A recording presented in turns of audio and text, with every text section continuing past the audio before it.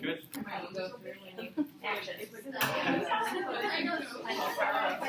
Alright, so we're going to start off finishing off chapter 3. We will then move into chapter 4. I realized, thanks to Anthony, that it was not unlocked this morning. I thought I unlocked it last night so you guys could access it, but it wasn't there. So if you check Blackboard now, it should be, chapter 4 should be there for you to access. Otherwise, just follow through as you normally would in class and then pull it up. Good. Mediastinal masses. So we have different mediastinum divisions. So you have anterior, which encompasses the sternum to trachea, the anterior heart border. The middle mediastinal area that includes the heart, the great vessels, the central tracheobronchial tree, the lymph nodes, and the phrenic nerves. See the gray colored area here is what's the middle mediastinal area, and then posterior is everything behind the pericardium. So in the anterior section, we can have lesions such as thymomas, teratomas, thyroid masses, lipomas, lymphoma. Those all would occur in the anterior mediastinal region. The middle area is going to have the lymph node disorders, bronchogenic cysts, vascular abnormalities, and then masses in the anterior costophrenic angles. Posterior area, you're going to get those neurogenic tumors, neurogenic cysts, aneurysms of the descending aorta, and then extramedullary hematopoiesis. So if it's an aneurysm of the descending aorta, it's going to be posterior mediastinal. If you have an aneurysm in the ascending aorta or in the arch, that's going to be in the middle mediastinal aorta. So it's kind of important to realize where your anatomy is as to which area you're leading at. So about a third of all mediastinal masses are asymptomatic. Most of them are large enough to be found on routine X-ray. Any symptoms that it could be malignant could be chest pain, cough, dyspnea, shortness of breath, compression, any sort of compression that's seen in imaging on the mediastinum. Treatment really is just surgical removal of whatever the mass is. If it takes up the lymph nodes, it may completely remove the lymph node, so on and so forth. So image 1 here, actually 1 and 2 I should say, since they be lateral. This is of an anterior mediastinal mass. This is actually a thymoma. You can see that right enlargement of the hilar region. That's actually the hilar lymph node that's enlarged right there. And here it is on the lateral view, where you can see that it's in the anterior aspect. Here's the heart shadow here, your anterior to it. Now, the bronchogenic cyst, which was a lesion in the middle mediastinal area. These are very smooth-walled, spherical in shape. This one is actually projecting into the left lung and left hilum. As you can see, they're all kind of smooth walls, but on the lateral image is really where you can see whether it's anterior, middle, or posterior. So if you look at just the AP image, you're going to not know whether it's where it's actually located. You'll just know left or right. Essentially. That's why the laterals are very important to find out which area it's in. All right, now posterior. This is a neuroenteric cyst. All the arrows are pointing to here is actually you tell me, what would that be called?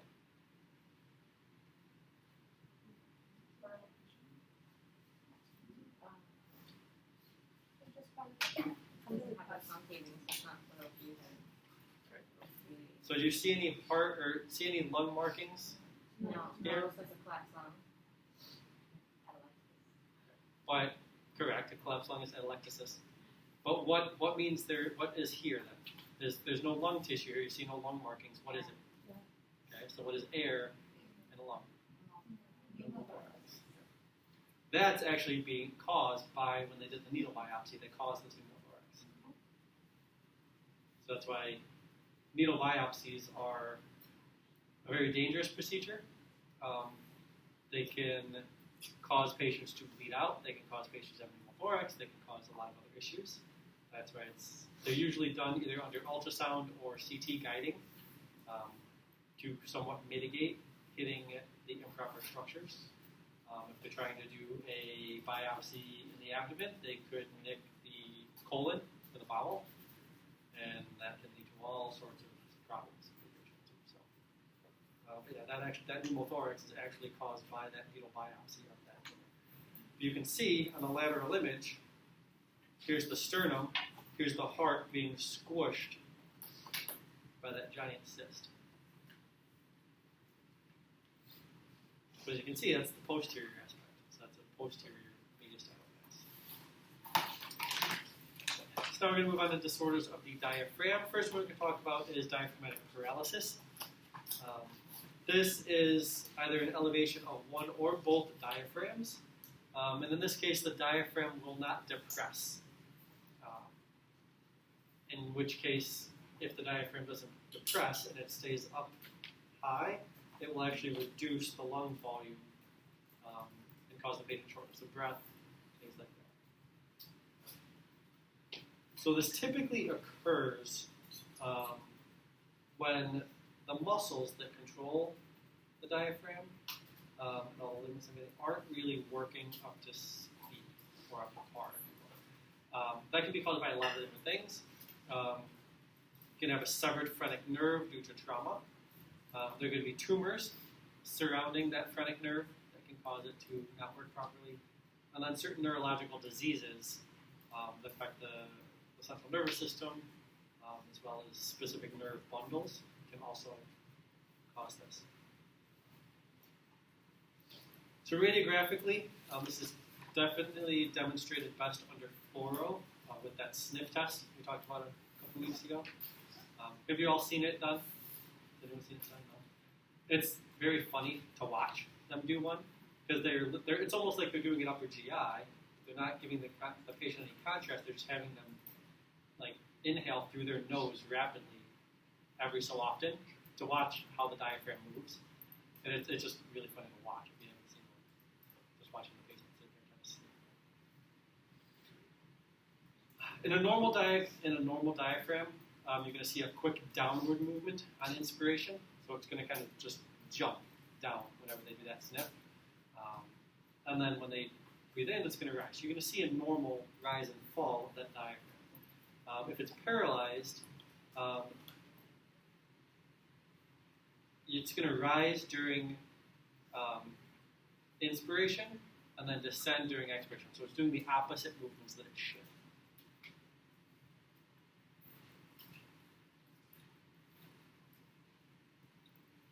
Sometimes, depending on how bad their diaphragmatic paralysis is, they can actually put in a diaphragmatic pacemaker that actually looks like a pacemaker in a heart. It jolts the heart to keep rhythm. It does the same thing with the diaphragm. It sends it little electrical impulses to keep it contracting and expanding. I've not actually seen a patient that's had one installed. So here, image 1. This is a unilateral, so this diaphragm is in normal position. The left diaphragm is elevated. You can see that. And on the lateral view, you can see here's that left diaphragm elevated, here's the right diaphragm in the normal position.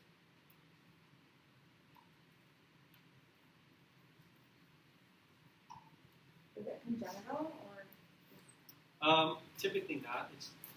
I shouldn't say that. So if it's a neurogenic issue that could be congenital, then yes, in that case it could be. But typically it's usually due to some sort of trauma or some damage to the phrenic nerve. Or if there's, like I said, there's a tumor somewhere surrounding that phrenic nerve, or at least pushing it on it.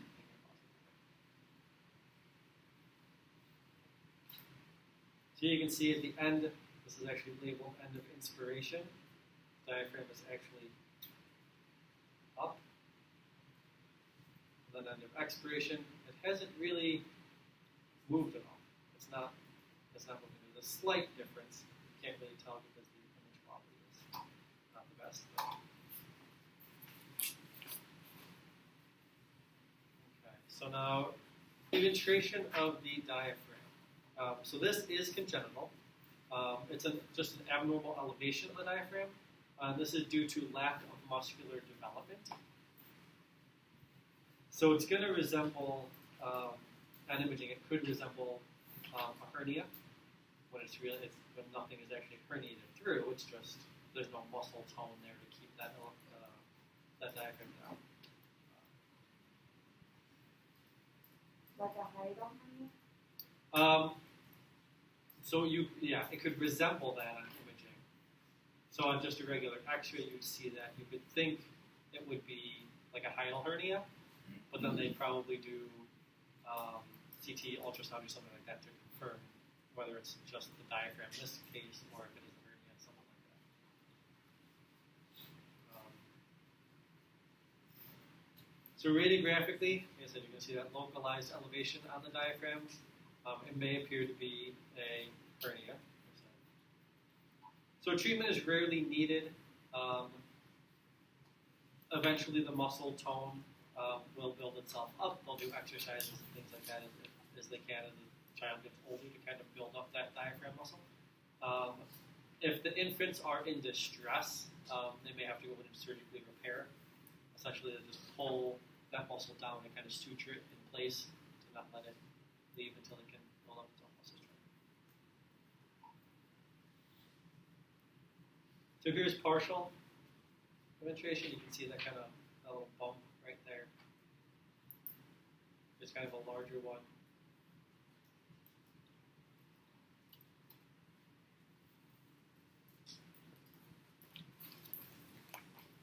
See it on the right side here. Let's see if this video will play. It may not feel like it. With YouTube, it probably won't.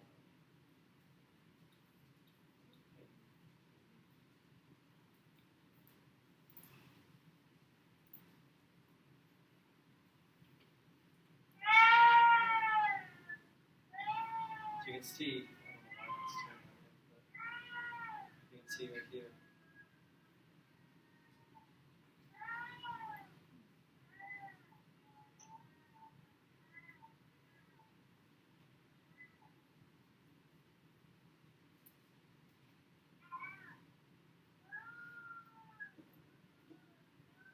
You can see how it's still moving with the child taking breath in and out. So it's not necessarily paralysis. You can see it's still moving. It's just pumped up because there's no muscle mass to keep it down. I'm listening to kids crying for too long. All right. So again here, lateral view. See it pushed up in the lateral line there. See right side here again.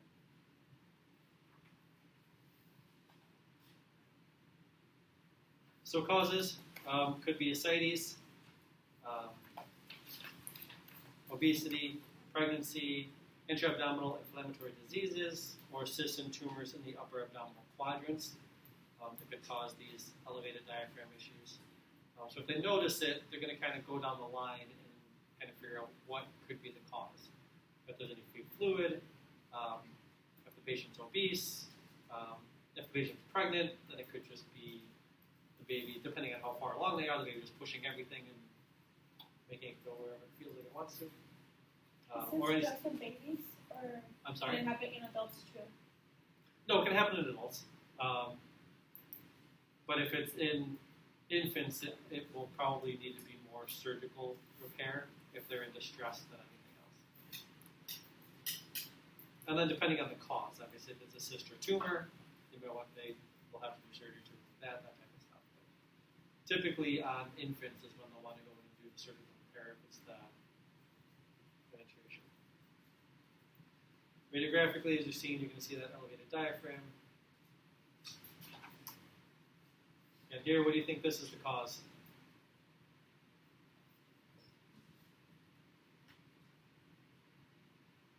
studs? What is this?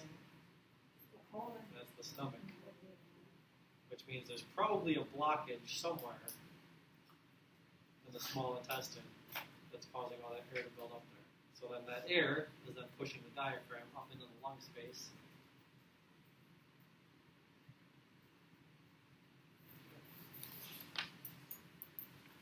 End of chapter 3.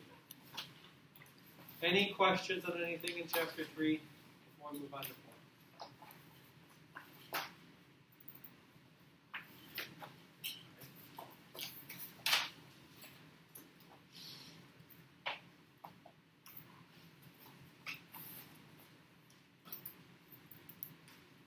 All right, chapter 4 is on the skeletal system.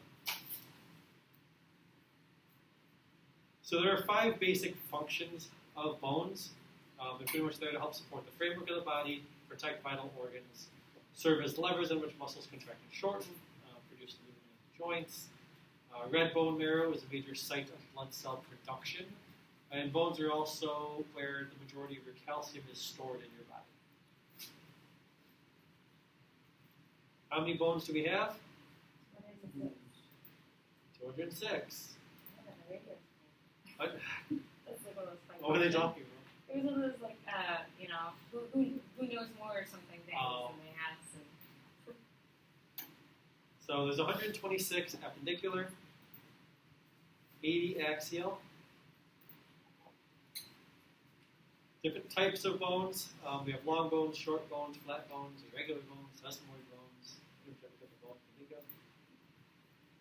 So here, humerus, radius, ulna, femur, tib, fib are all considered long bones. Short bones would be carpals, metacarpals. Flat bones would be the ribs, the sternum, vulvar-grami, the skull.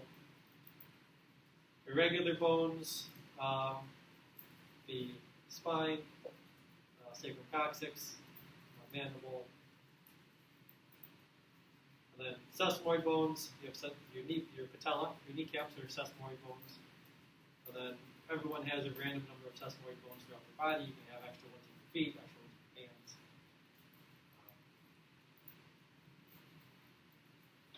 We do have, so in an adult skeleton, there's 206 bones. Does anybody know how many bones are in a skeleton when you are born? I know you don't have a patella when you're born. But There's 270 separate bones. A lot of them fuse together to create single bones, but at birth you have 270. All right, so now we're going to go through some information on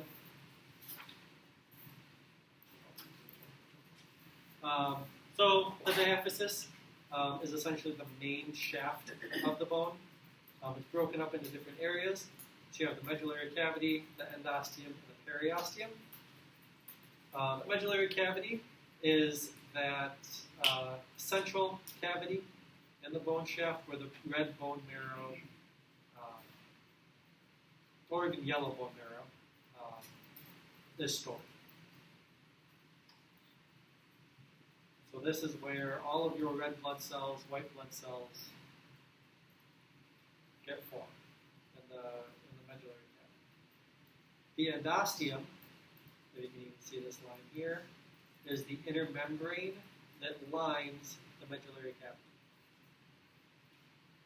And then the periosteum is the dense layer of vascular connective tissue that encapsulates the bone, except at the surface of the joints. So the periosteum pretty much runs all the way around the entire bone except for the joint spaces. So here's the diaphysis. You can see here, there's this long central area. Then you have the metaphysis, which essentially is the growth plate area. And then the epiphysis, which is the ending of the bone.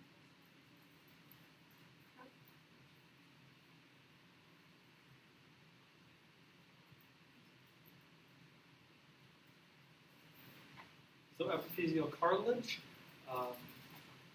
So this is essentially the growth plates.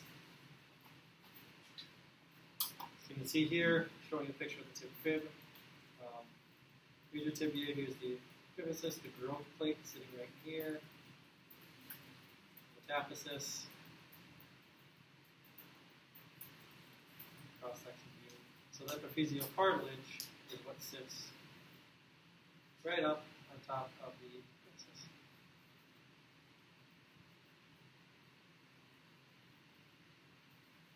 Now we're talking about different types of bones. So now we have compact bone. It's just pretty much what it says: hard, compact bone. Femurs, humerus. This is built on protecting the outer shell around the bones. It consists of cylindrical units inside here.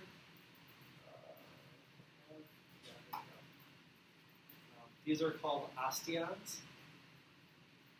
So every bone has these osteons all the way through it. They keep moving.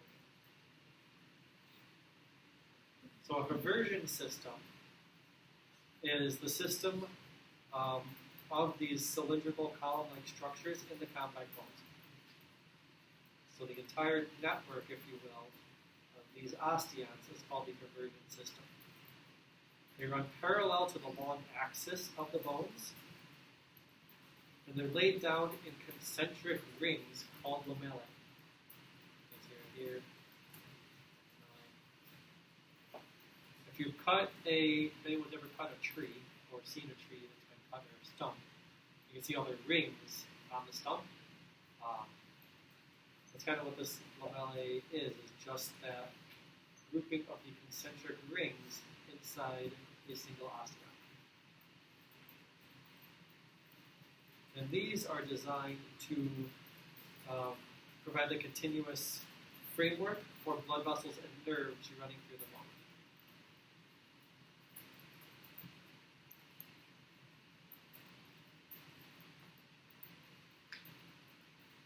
Okay, cancellous bone and trabeculae. That's kind of the internal working. It's the web-like arrangement of the marrow-filled spaces. It is less dense and more elastic, and it has a higher turnover rate than that compact or portable bone. It's typically found in the epithelial and metaphyseal regions of the long bones. So here's metaphysis. It's kind of found right up in here, mostly. And then throughout the entirety of short bones. So if you think of x-raying a humerus versus x-raying a hand, you'll see the humerus has the medullary cavity and all that, which the hand does also, but you're going to see it looks more sponge-like, if you will. That spongy appearance is the trabecula, is this inner working, this web-like structure. This forms the internal scaffolding, which helps the bone maintain their shape despite compressive forces. So with little kids, they get more like green stick type fractures because they're more pliable. They bend easier than they break because they are mostly this spongy bone that's causing them to grow and become harder. So they will bend well before they'll break. They'll still snap out of the seat ball. This actually helps compressive forces so that it doesn't snap right away. It kind of gives it a springy action.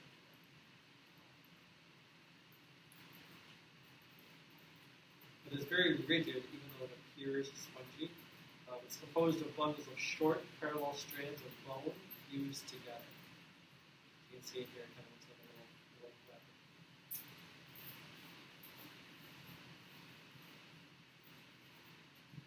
So now bone growth. How do bones grow? One of the main ways is through endochondral ossification. And then we have two types. We have linear growth versus diameter growth. So a couple things we have to talk about first is we have the osteoclasts and the osteoblasts. So the osteoclast is designed to have bone destruction and resorption, and the osteoblast is to build up new bone. So bones grow by destroying and reabsorbing the inner layer, and it moves and builds it up back on the outer layer. I have a little video I played that's going to explain that a little bit.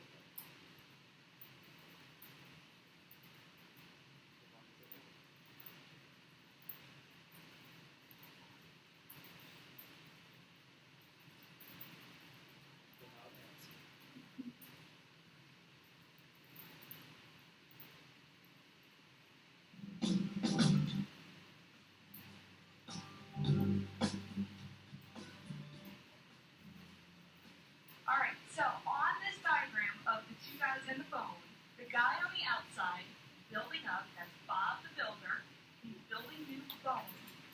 He takes his bricks made out of calcium from the blood. So when Bob needs to build up the outer layers of bone, he takes calcium from the blood and puts it into the bone. The guy on the inside is Claude the carver. He is an osteoclast. Claude is the osteoclast. Claude is the only CL name I can think of. So Claude is the osteoclast. He is carving away the interior of the bone. And as he's carving away, you can imagine little chips of bone coming out. Now, this is all on the cellular level. But if you can imagine little chips of bone coming out, what he's freeing up and what he's releasing is calcium. And that calcium goes back into the bloodstream. So Bob and Claude kind of work together to maintain this balance of calcium in the bone and calcium in the blood. Calcium is hugely important, not just for bones. Bones are kind of secondary storage areas for calcium.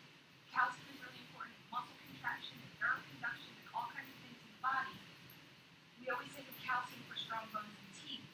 Bones and teeth are kind of the storage area of calcium because it's needed in so many other things in the body. So these two kind of work together. Why can't we just have Bob building up bone all the time? It would be too heavy, right? It would be so heavy that we wouldn't be able to move our skeletons. And then Claude, if Claude was left with nobody working with him, what would happen? There wouldn't be enough calcium in the bones and we would end up with what? Osteoporosis. We wouldn't have enough calcium in the bones. If we have a calcium deficiency, then Bob runs out of bricks.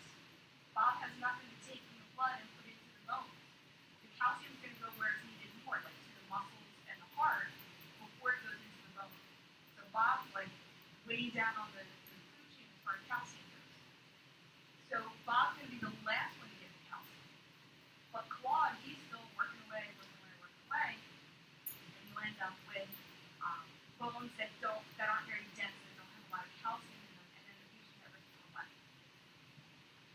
Fractures, right? Fractures. So the idea here is that the osteoblasts build new bones, osteoclasts break down bones. If the blood calcium level is very low, who do you think gets over time? Bob or Claude? Claude, why? Exactly, because he's releasing calcium from the bone and putting it back into the blood. There's two hormones that work together to maintain our calcium balance. One puts Claude on over time, the other one puts Bob on over time. So if our calcium levels in the blood are very high, then he goes to work. Bob takes the blood calcium and shoves it into the bone. Okay?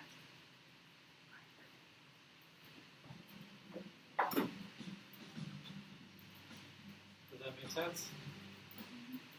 So remember, Bob is the builder, Claude was the carver. So an osteoblast is needed to build up bone, an osteoclast is needed to carve out bone, keeping it all together.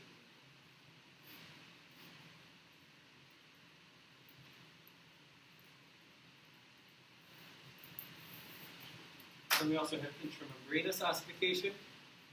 Mesenchymal cells turn into osteoblasts. Osteoblasts then convert to osteocytes.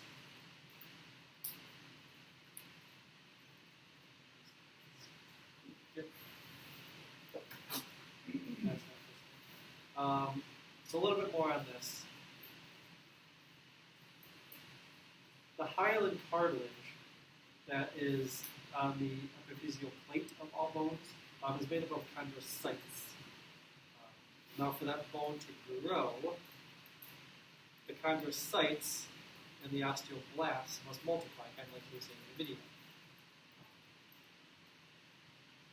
The osteoblasts begin to then compete with the chondrocytes for space and try to multiply faster. That's what actually makes the bone grow bigger.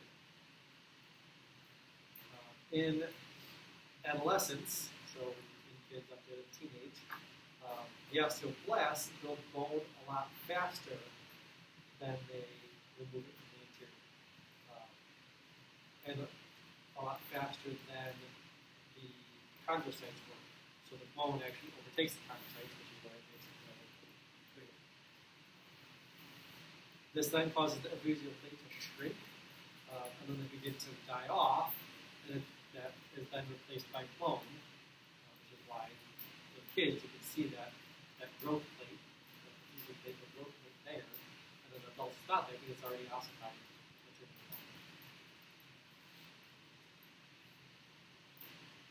So that's for linear growth.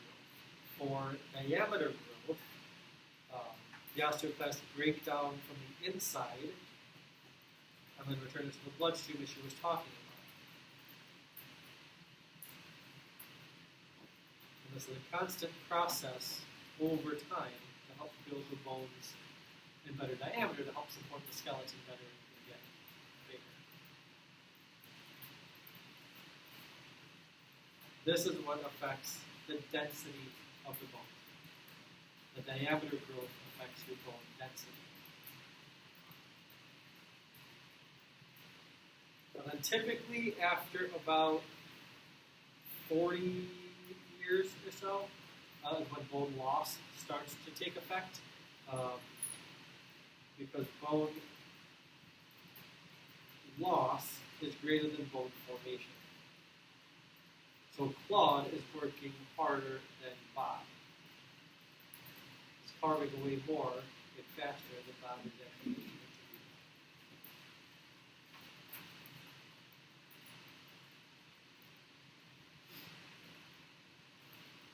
Now, intra-membranous ossification, like I said, those chimal cells turn into osteoblasts, and then they convert to osteocytes.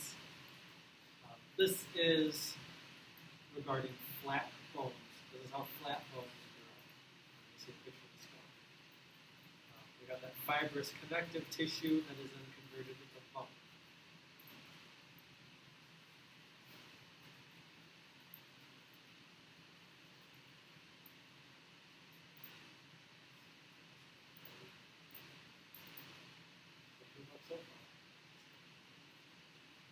Nope.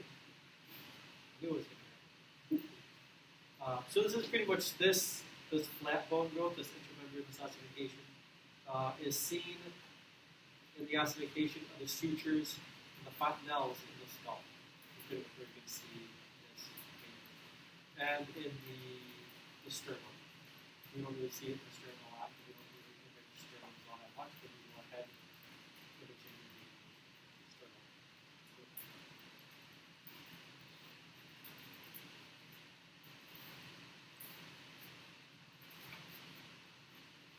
So we're going to go over some congenital and hereditary diseases of the skeletal system. First one is spina bifida. This essentially means that there is an open spinal canal. As you can see here, I have a spinal canal here. There's an opening in the wall that comes out into it. This is essentially when it doesn't close properly, either during gestation. There are three types. There is spina bifida occulta, meningocelli, and myelomeningocelli.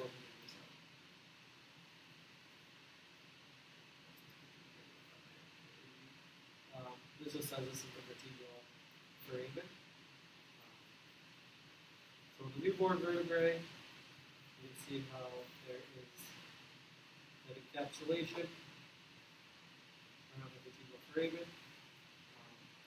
And then A, we have spine bifida occulta. Just means there's a small pouching between the transverse processes where the spinous process hasn't formed or isn't there. And then you have it with meningeal seal. It does provide the entire encapsulation, bulbous through, causing the bulk on the skin. And then this is the meningeal myocele, is where the actual spinal cord goes into that outcome.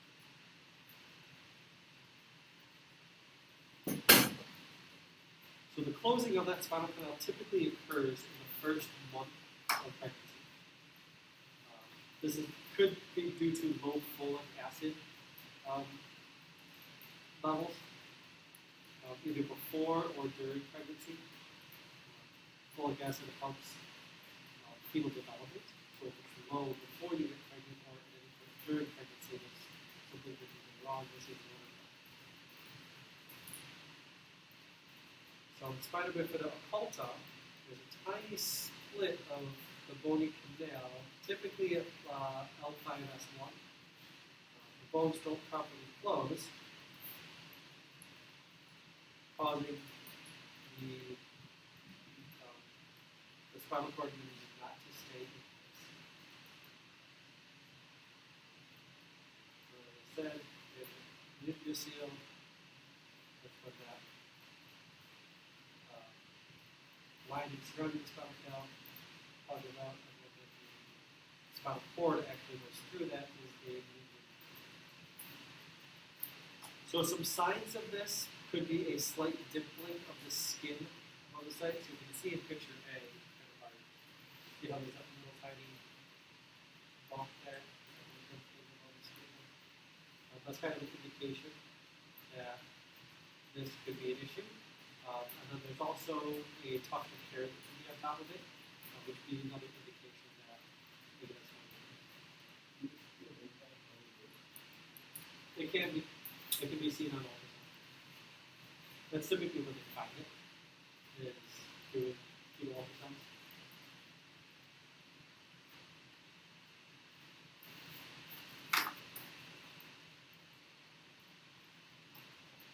So here's some larger pictures. These are pretty extensive myelin as well. So some other complications, defects that could come from spina bifida. You have PR2 malformation. Essentially, the CSF leaks out of an opening. This is typically in vitro. The suction then can cause part of the cerebellum to be pulled through the foramen magnum. You can see here. And this blocks circulation of the CSF between the brain and the spinal cord, which then builds up the fluid level in the brain, causing hydrocephalus. Hydrocephalus, as I said, is just a normal amount of excess CSF inside the skull that can lead to brain swelling. Sometimes they refer to this as water on the brain. This causes an enlargement of the head. And it can lead to death or severe mental retardation if it is not treated. Typically, treatments for hydrocephalus are shunt placements. I'm sure you've all done imaging for shunts. They're typically placed in one of the ventricles, usually the third, sometimes the fourth, and then the tube is then run down. I'll put it here and then I'll run it out and down along the patient and leave a point over the abdomen to drain out into the abdomen. Some complications could be infection, so patients could get meningitis or encephalitis. You could have clogging, breaking, movement of the tube. It could end up being too short as the patient grows. These aren't typically replaced unless there is an issue with them. So they will typically guesstimate and leave as much tubing as they feel they would need to extend as the patient grows. But it's put in the child. They're usually only changed maybe 5 to 6 times throughout life. They get clogged and get it can lead to walking difficulty, paralysis, bladder incontinence, lack of bowel control, club foot or talipes due to damaged spinal nerves that affect the legs.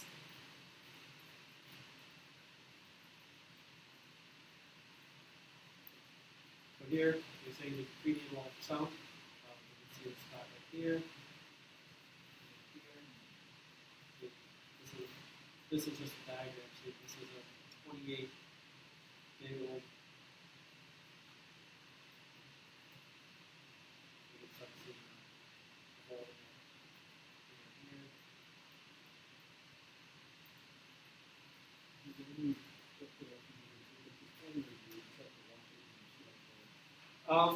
There are.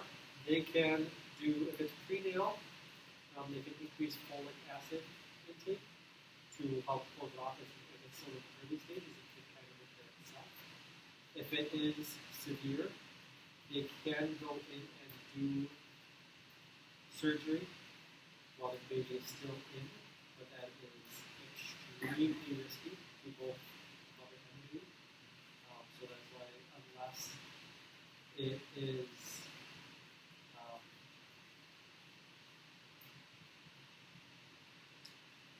if it's causing health issues with the mom or the baby for the baby, that would be kind of like a last resort thing.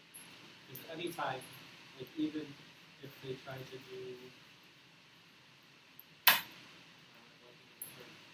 amniocentesis, they try to not do it because anytime you enter into the womb to try to do any sort of testing, there's only really a chance of spontaneous abortion.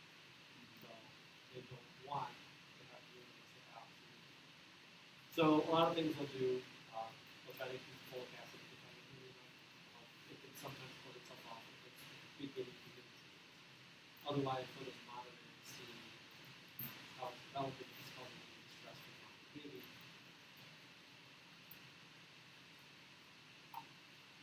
So here you can see this is actually a CT. This is the absence of the lamina, closing it off. So this is where here. And here you have that vertebral defect. You can see it's not closed off. Again, with the CT, you have that vertebral defect that's not closed off.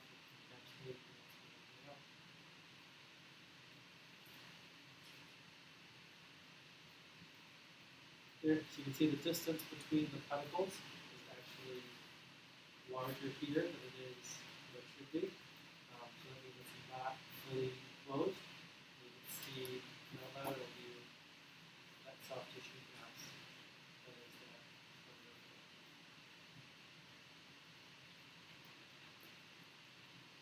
So here's a normal MRI. Here's the lateral ventricles. You can see this is a MRI of someone with Chiari malformation. This is the lateral ventricle. See how large it is. This is essentially hydrocephalus.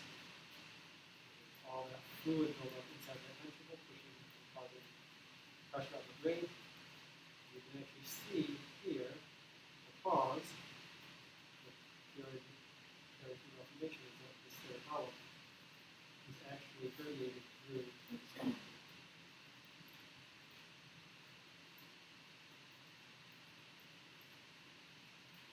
Here, see another normal MRI, lateral ventricles, started off initially with hydrocephalus. See how water sprays.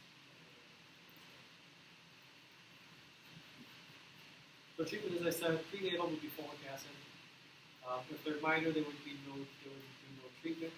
They would typically wait until the baby is born before they start doing the surgical interventions, unless they feel that it's affecting the mother or the baby's life. Beforehand, but typically not. And then shunt placement to correct or help with the hypotension.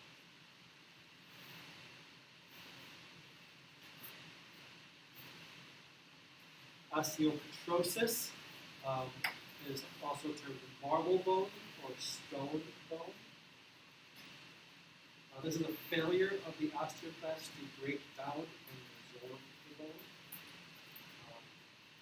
So in normal bone, you have a balance between, we said, the building and the cutting. So there's a balance between the blast and the class.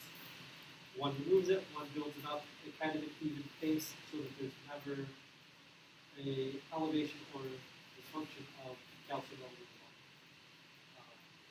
In osteopetrosis, this is actually a failure of the osteoclast to break down and absorb everything properly. So you then have bone formation keeping going, but the carving isn't. You have more buildup than you do removal.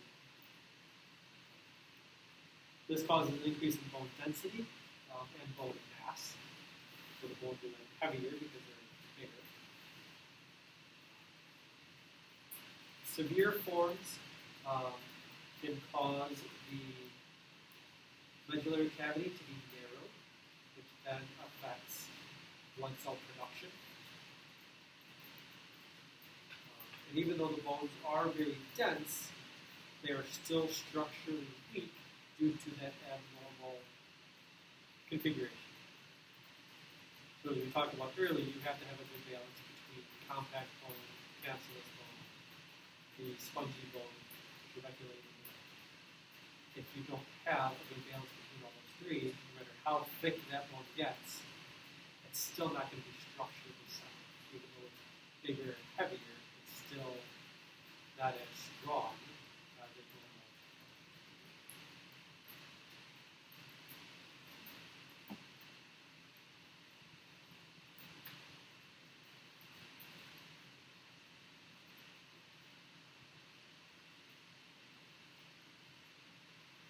So complications, there'd be stunted growth, a lot of fractures, become anemic because the blood cell production is lower, because the medullary cavity is narrow. Stunted growth due to that bone deformation.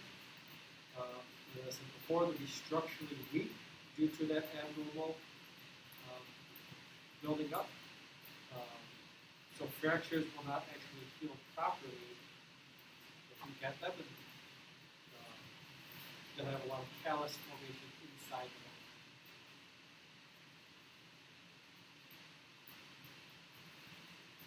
So radiographically, so here's a normal pelvis. Here's a pelvis with someone who has osteopetrosis. You have that chalky white appearance due to that increase in that bone density. You can also get what's termed a bone-in-bone appearance, as like an 8-month-old baby. So you can see you have what looks to be a bone inside of a bone. This is that new bone growing on top of that old bone without that old bone being removed or destroyed by the process. Here you can see that bone-in-bone appearance in the radius. Same here on the spine.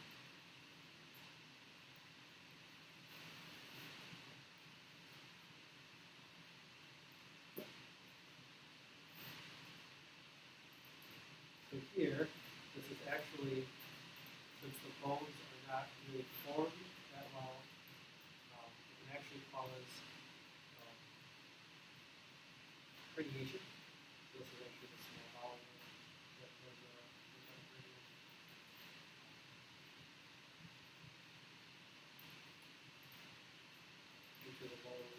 calcium and everything else in the body that just pump along the body. You can see in the chalky white appearance how dense these bones actually look. So if you see anything this bright on an image, and it's not detected, it's a good indication that it could have either be in it. So there really is no effective treatment. They can do medications to help increase bone resorption and blood cell production. They can do bone marrow transplants to help increase the production of blood cells and help decrease anemia. They can also do transplantation of the osteoclasts, at least their precursor cells, so their stem cells that turn into osteoclasts. And this can help balance the bone destruction and production.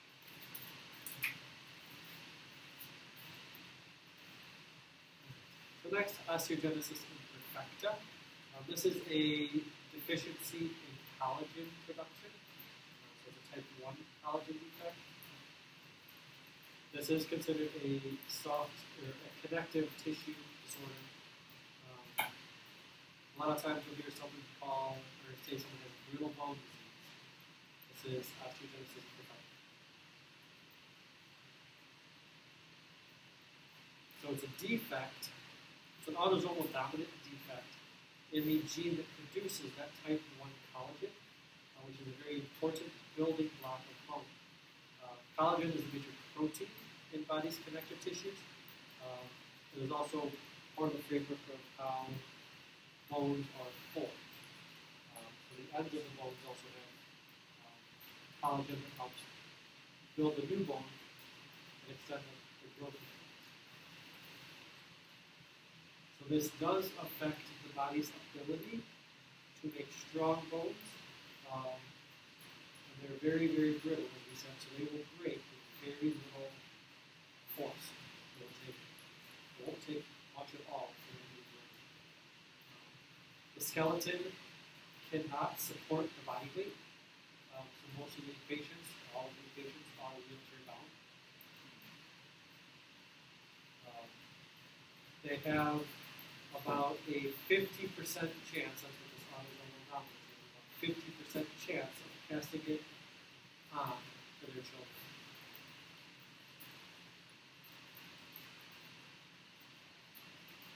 So there are 8 separate types that vary in severity.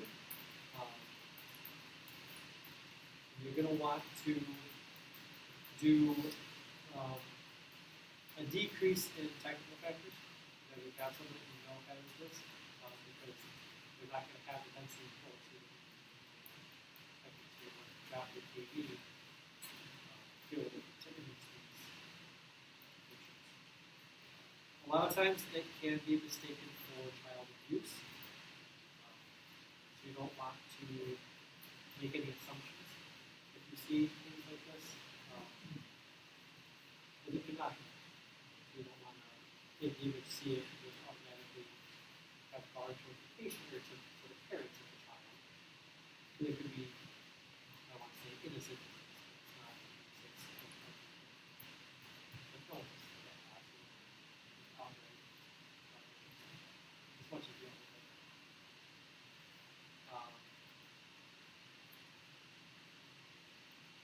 So complications, as I said, there's multiple fractures. They will have hundreds and hundreds of fractures throughout their life. As simple as putting their hand down on a desk could cause fractures. Moving the wrong way could cause it to break. So this is very serious. So they are typically very, very often.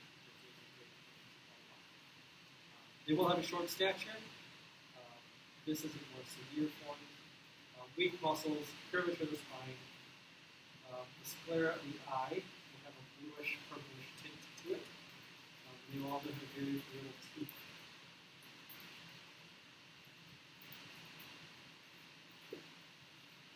So here's some very bizarre deformities that can occur. You can have some bowing.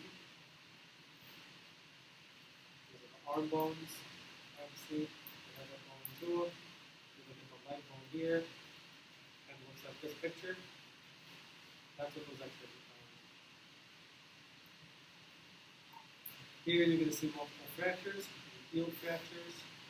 You can see callus formation over old fractures. You see here, this one's already been pinned. That was broken. This is broken. Looks like the shoulder blade is probably broken at one point in time. In type 3 osteogenesis imperfecta, you're going to see what's termed wormy impairments. This is due to extensive fractures in the skull, which is kind of hard to see. You can see how that all these little, almost like a worm, all of these process.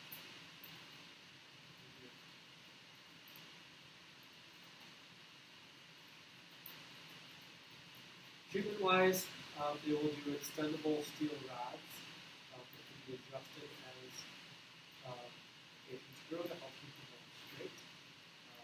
They can do medications to help regulate osteoclast formation. And then they can do future treatment here in stem cell transplants. Haven't looked up much into osteogenesis imperfecta. A couple of years doing it as a project.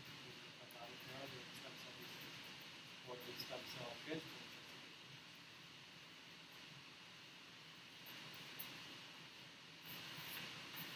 Achondroplasia essentially is a decrease in endochondral bone formation. This is often called dwarfism. Patients are typically under 5 feet tall. It can be inherited from one parent. Again, it is autosomal dominant. So one parent has a 50% chance of passing it on. If both parents have it, there's a 75% chance of passing it on. Typically, you'll see a normal-sized torso with just shorter limbs. And their facial features will be different than, so they'll have a large head with typically bulging frontal bone, they have a saddle nose, jutting jaw. So radiographically, you can see what's termed the trident appearance, where the third and fourth digits diverge. And there's a little picture of trident and how it's shaped.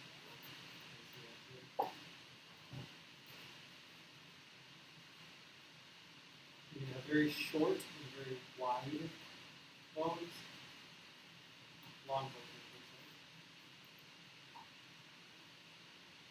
You have very short limbs. So there's your femur. Very good picture here to see all of the here in the skull, you can see that scalloping forehead. You can see the shorter limbs of the long bones.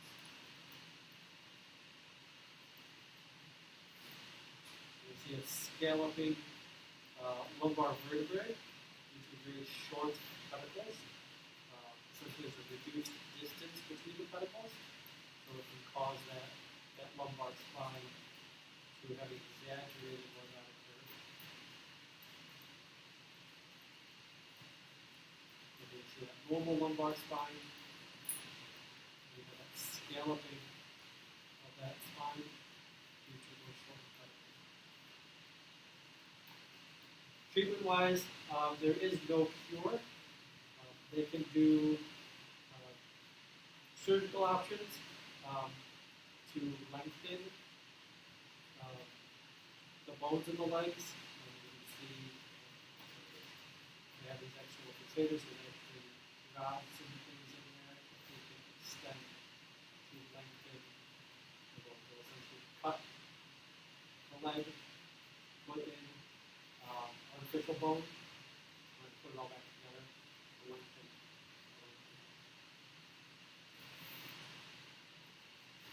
very controversial treatment, but it has been, there are a lot of complications due to this, a lot of infection issues. There are some experimental treatments that they have come out with using growth hormone therapy and things like that. Congenital hip dysplasia essentially is an incomplete formation of the acetabulum. When the socket is too shallow and the ball of the femoral head can slip out. So you can see here, we got the ball of the femoral head, and the acetabular cup does not look like it's very deep to be able to fit it. So dislocations are very, very common. This is more common in females, and it can be caused by an increase in hormone levels during delivery or low levels of amniotic fluid. It can also be caused by the baby's position in the womb. Essentially, if the baby is breech, it can cause this as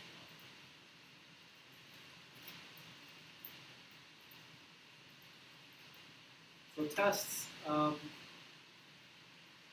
So everyone who has children, every time you took it for one of the beginning exam, they always did that weird motion with their legs. So essentially what they're testing for is hip dysplasia. You should see it move their legs up and down, out and around. It's just testing to see whether they're going to have full range of motion or if anything. So that's called the Barlow and Ortolani tests. And it checks for dislocation with flexion. So radiographically, you're going to do an AP pelvis so that you can see both legs together. You're also going to do a bilateral frog leg or cleaves. And then we still have shielding on here because I don't know how your sites handle it now, but shielding is important still for all patients. ACR organizations have started doing with it. But just follow whatever your sites suggest. Most of us here suggest shield medication at the time. I know some hospitals do have good initiatives, so just follow your. I actually don't want you to get public to do anything. You should get public shielding. It's important to keep your medication. So if you've learned well enough already, radiation is on this.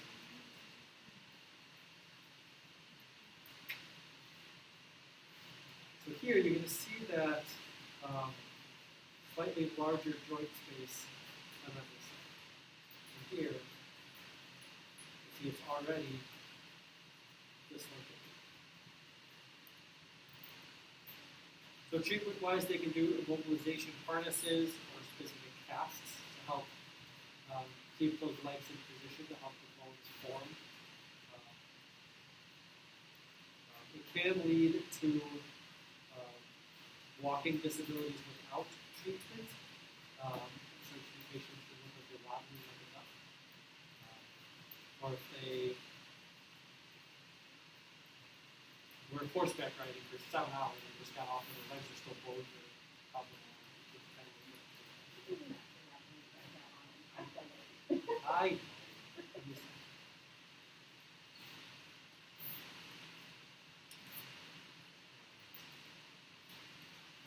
we're going to start a little bit on vertebral abnormalities.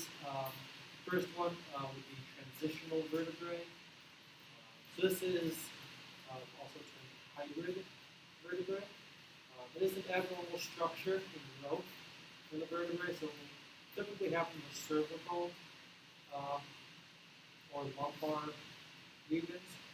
It's like an L5 S1 fusion. So here's the normal, here's the transitional segment where the L5 is actually fused with the sacrum.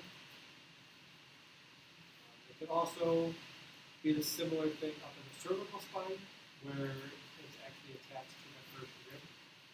We have C-setting attached to the rib on Symptoms, you have numbness or pain in the upper extremities if it's in the cervical region. You have decrease in blood supply, different degenerative changes in the opposite hip.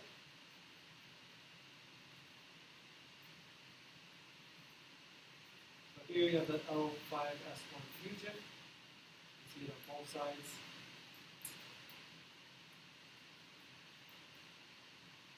See that little rib coming off of L1 as well. And we have C7 rib here. Coming up here. So that's getting fused. You can either have its own rib or it can end up coming off and getting fused with a first rib. So if it's asymptomatic, they'll treat with wound treatment because they may not know it exists. But if you are having complications, they'll just go in and kind of surgically remove